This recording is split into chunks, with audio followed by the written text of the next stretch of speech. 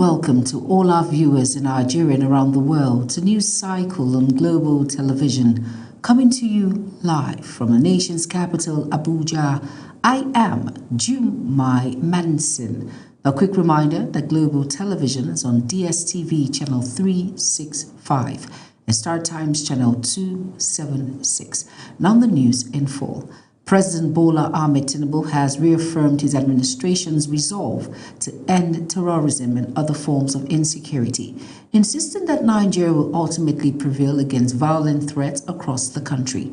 Speaking during an interfaith breaking of fast with members of the armed forces at the presidential villa, he said the sacrifices of servicemen and women are not in vain and praised their role in weakening terrorists and bandits. The president also promised continued investment in modern equipment, logistics, and intelligence, while assuring troops of improved welfare and stronger operational support.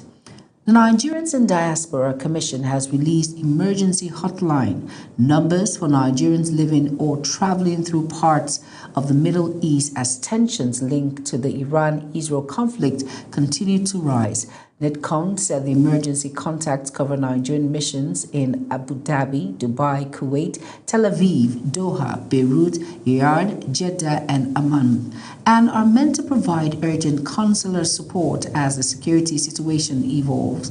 The Commission also urged Nigerians in the affected region to remain vigilant, follow local safety instructions, and stay in close touch with embassies and consulates for update and assistance.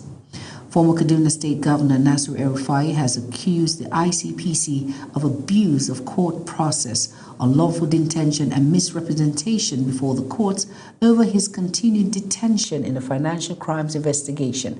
In a protest letter and a fundamental rights suit, his legal team argued that the remand order obtained from a magistrate court in Bari was improper because the alleged offences fall within the jurisdiction of the Federal High Court, and also complained that the order was never served on him or his lawyers. The legal team is demanding his immediate release, withdrawal of any application to extend the detention, a public apology, and possible damages of 2 billion naira for alleged violations of his rights.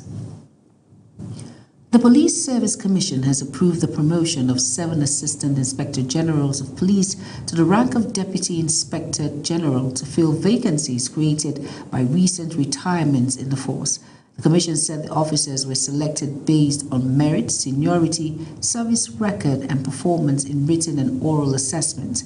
As part of effort to straighten the force's top leadership structure, PSC Chairman Hamisu Agungu congratulated the newly promoted DIGs and urged them to prioritize national security while maintaining a productive relationship with the Commission.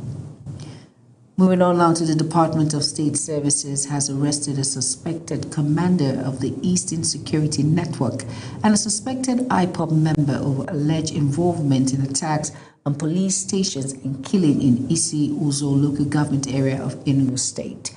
Security sources said the arrest followed months of intelligence gathering and described them as a major breakthrough in efforts to curb insecurity in the southeast, with the suspects allegedly linked to violent incidents between 2024 and 2026. Residents of the affected communities have welcomed the development, while the DSS says both suspects remain in custody pending the conclusion of investigations and court arraignment. Moving on to the National Drug Law Enforcement Agency in Anambra State has advocated the introduction of a mandatory drug integrity test as a condition for admission into tertiary institutions across Nigeria. The agency said the move is part of a wider national campaign to reduce drug abuse among young people and promote a healthier mindset for academic performance and responsible living. During an advocacy visit to Federal Polytechnic Oko, school management welcomed the idea, with officials suggesting legislative backing and rehabilitation support for candidates who may fail the screening. Nigeria has joined the global community to mark the 2026 International Women's Day, with the federal government reaffirming its commitment to advancing the rights, economic empowerment, and political inclusion of women and girls across the country. Minister of Women Affairs and Social Development Imam Suleiman Ibrahim made this known while flagging off the month-long activities in Abuja. Sadia Yakubu tells us more. The Federal Ministry of Women Affairs in Abuja formally launched Nigerians' activities for the 2026 International Women's Day and Women's Month celebration. Flagging off the commemoration, the Minister of Women Affairs and Social Development, Imam Suleiman Ibrahim, described the occasion as more than a celebration, noting that it is a call for reflection on progress made and the urgent work required to advance gender equity in Nigeria. She affirmed the ministry's commitment under the leadership of President Bola Ahmed Tinubu to building a nation where families are stable, women and girls are empowered to realize their full potential, and every child is protected and given the opportunity to thrive. Let me take this moment to thank the Nigerian press, whose courage, diligence, and commitment to truth amplifying the voices of women and vulnerable holds institutions accountable, shapes public discourse. Although gender-sensitive reporting has historically been limited, recent years have seen a gradual improvement, with more Nigerian media outlets dedicating greater attention to women issues and gender equality. According to the minister, the 2020's global theme, Bright, Justice, Action for All Women and Girls, alongside the campaign slogan, Give to Gain, underscores the need to institutionalize equity, enforce justice, and ensure that commitments translate into measurable progress. She added that empowering women remains critical to national development, citing an International Finance Corporation estimate that closing the gender financing gap for women-owned SMEs could unlock about $14.8 billion annually for Nigeria's economy. Today, Nigeria stands as such a pivotal moment where intention, preparation, and structure are aligning to advance the rights, the dignity, and opportunities for women, families, children, and the vulnerable groups in Nigeria. Also speaking, the Minister of Finance and Coordinating Minister of the Economy, Wale Edun, said the event demonstrates government's resolve to advance policies and programs that protect rights, promote justice, and deliver concrete opportunities for women, children, and vulnerable groups nationwide. I want to commend you on driving the social impact interventions that you have. I commend your dedication, your leadership. However, stakeholders noted that women's representation in elective positions remains low, stressing that the proposed reserved special seats bill could provide a historic pathway for inclusive governance by addressing structural barriers limiting women's political participation. Sadia Yakubu for Global Television News. Troops of the Nigerian Army have killed no fewer than 45 terrorists in a fierce gun battle in Damusa local government area of Katsina State, in what authorities described as a major blow against bandit groups in the area. The Katsina State government said the operation followed earlier attacks on communities and cattle rustling incidents, with some community members and repentant bandits also helping to resist the assailants before the military encounter. Officials confirmed that 3 soldiers were killed during the operation, while among those neutralized were senior associates of notorious bandit leaders operating in the state. Governor Hyacinth Alia has dispersed scholarships to children of fallen police officers as a mark of honor for their selfless service in securing the nation. The report says that the governor also awarded scholarships to 23 students of Notre Dame Secondary School, Amkara, of their excellence in extracurricular activities. Felicity Inderi tells us more. Recall that Governor Hyacinth started a humanitarian cause for the families of the fallen heroes to show they are well taken care of after the demise of their loved ones. Governor Hyacinth Alia noted that the initiative goes beyond award of scholarships, but also a recognition of heroism and encouraging excellence in children. The governor tasked the beneficiaries to make their families and the state proud, as his administration will continue to support them in whatever way possible, including providing startup grants to enable them start their businesses and improve livelihood. Be rest assured that His Excellency, the Executive Governor of Benue State, is with you in this. He has never left you, he will never leave you. 23 students of the Notre Dame Secondary School Munkar were also awarded scholarships for their outstanding performance in extracurriculum activities, covering their tuition and external examination fee. We thank you so much. And we know God will continue to bless you richly in Jesus' name. These students who may have been struggling with school fees can now focus entirely on their studies. Commissioner of Police, Benue State, represented by the DCP administration, Yakubu Muhammad, and the Director General Bureau of Homeland Security, Air Commodore Jacob Banwam, described the gesture as a beacon of hope for the beneficiaries. This noble act of kindness will alleviate the financial burden on these families, enable them to pursue their educational dreams and become more useful to society. The gesture extended to 14 families of fallen police officers, comprising 55 children, is a mark of honor and appreciation for paying the supreme price in defense of the nation.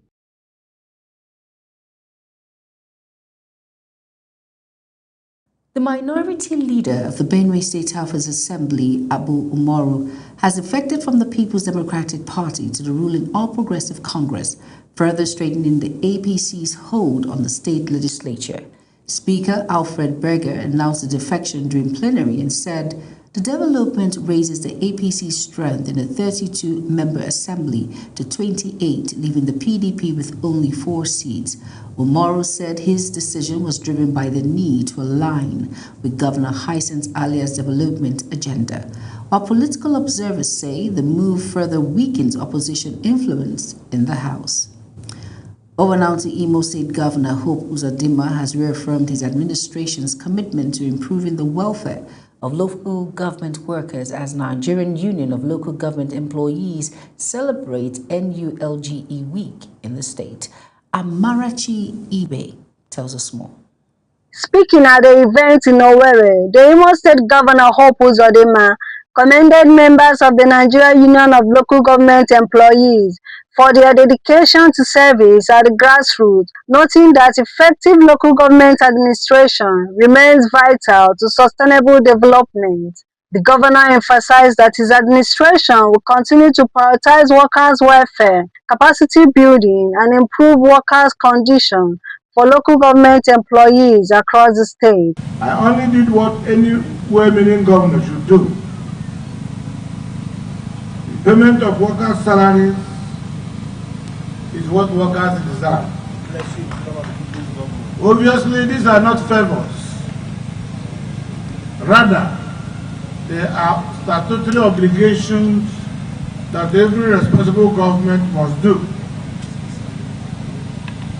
But since on the basis of this, you've decided to honor me, I will accept the honor with happiness. The national president of the Nigerian Union of Local Government Employees, Aliyu Haruna, highlighted the critical role of local government employees in driving development and ensuring that government policies reach communities at the grassroots. He stressed the need for sustained investment in workers' welfare, training and capacity building to enhance productivity within the local government workforce. The president described the week-long celebration as an opportunity to reflect on achievements of the union while chanting a stronger path for improved labor relations and effective grassroots governance. Your Excellency, when history is written about the advancement of local government administration in Imo State, your name will stand out prominently.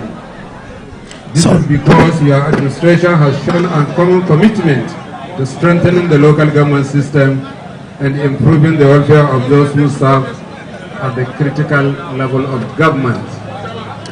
One of the most remarkable achievements of your administration is the restoration of peace and stability within Nolgi in Imo State.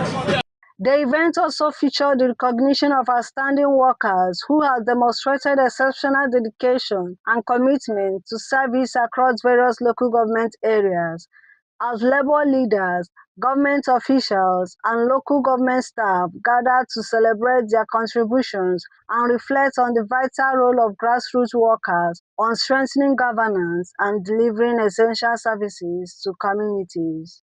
From Owerri, Amarachi Ibe, reporting for Global TV News.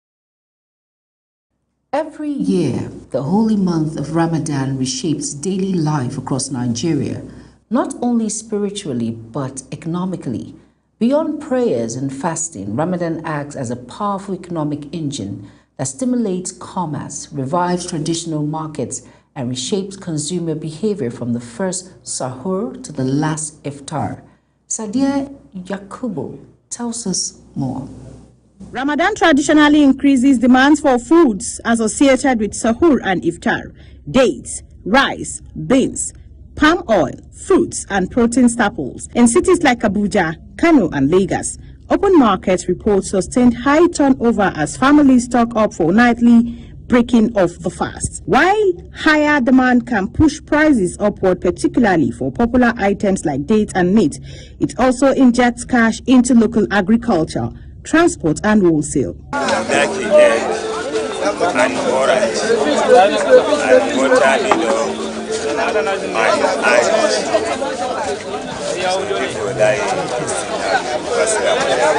Of the Ramadan, because people are buying everything, they give the people. That's why this thing is now. For many small vendors, Ramadan is the most profitable month of the year. Street food sellers, spice merchants, and butchers often double or triple daily sales. In cities like Kano, prepared foods such as tuwo, miyan kuka, suya, and assorted pastries become nightly staples, drawing large crowds after Taraweeh prayers.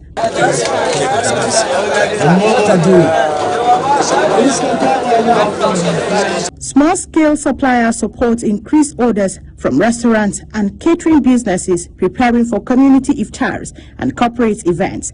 Ramadan in Nigeria is far more than a period of fasting and spiritual reflection. It is a seasonal economic catalyst that energizes markets, supports livelihoods, and alters consumption rhythms nationwide. From bustling food stalls and nighttime transport hubs to digital giving platforms and fashion persons, the blessings of Ramadan extend into bustling economic life. As Muslims observe these sacred months in 2026, the broader Nigerian economy, informal traders, small businesses, and service providers once again finds a period of vibrancy and renewed opportunity. Remember to give charity to the needy. Speak nicely to people. Recite salawat upon the Prophet, peace be upon him. Recite the Quran. Listen to Islamic preaching, among others.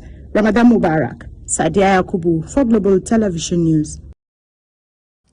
The Nigerian Meteorological Agency has reaffirmed Nigeria's commitment to global cooperation on climate action and environmental sustainability during an international conference in Tokyo, Japan.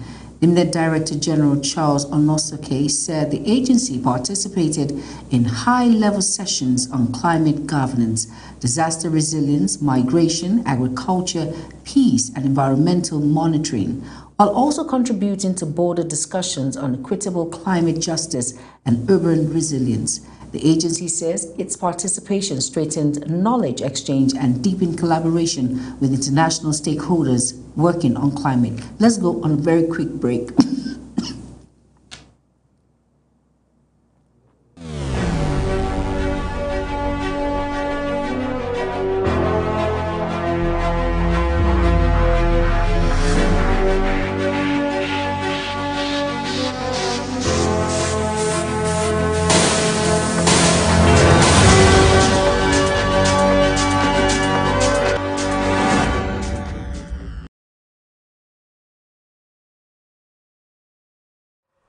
Good to have you with us. Here's what we expect as we head into Saturday. Much of the northern and the north central region will experience sunshine with a bit of haziness. However, parts of Benue, Kogi, and Kwara State may see patches of cloud cover. Similar cloudy conditions are also expected across parts of the southern region of the country. There's a slight chance of rainfall during the afternoon and evening hours, mainly affecting parts of Osun, Oyo, Ogun, Ekiti, Edo, Lagos, Delta, Bayelsa, and Rivers State, although rainfall chances remain relatively low. Across the country, thermal discomfort levels are expected to increase, with temperatures mostly reaching the upper 30s. These warm conditions are likely to persist throughout the weekend. Residents are advised to wear light clothing where possible and stay well hydrated. And that's it from here. Do join us again.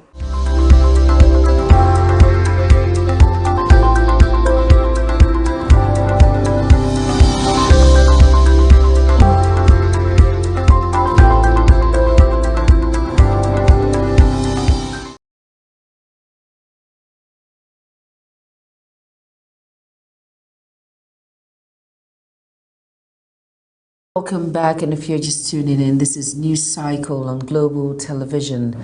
Thank you for staying with us. In business now, queues have once again started building up at petrol stations across Ibadan and surrounding communities as the pump price of premium motor spirit, PMS, commonly known as petrol, climbs to between 1,020 naira and 1,080 naira per litre. The sudden rise in price has started to impact transportation costs within the city, with commuters already experiencing increases in fuel on several routes. Investigations by our correspondent reveal that the fare adjustments are gradually spreading to other routes within the metropolis as transport operators attempt to cope with the higher cost of fuel.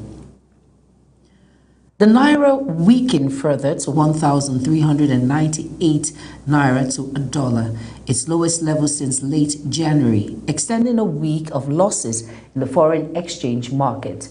Data from the Central Bank of Nigeria showed that the currency opened the week at 1,376 naira, recorded only one brief gain on Wednesday, and then resumed its downward slide amid persistent liquidity constraints and speculative pressure.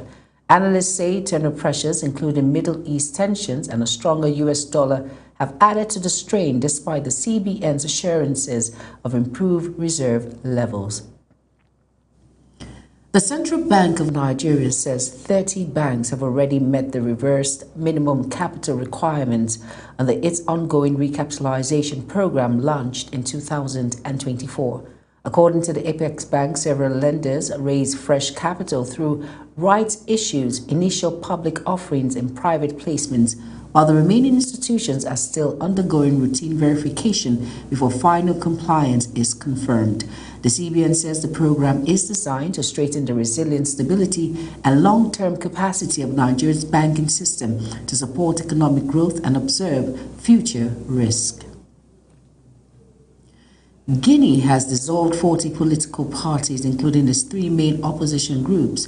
A sweeping late-night decree issued less than 2 months after President Mamadi Doumbouya was sworn in. Authorities say the parties failed to fulfill their legal obligations, and order immediately stripped them of legal status, political activity, and control of their assets, which have now been placed under state supervision. The move deepens concerns over shrinking civic space in Guinea, where critics say the government has intensified crackdowns on dissent since Doumbouya seized power in 2021.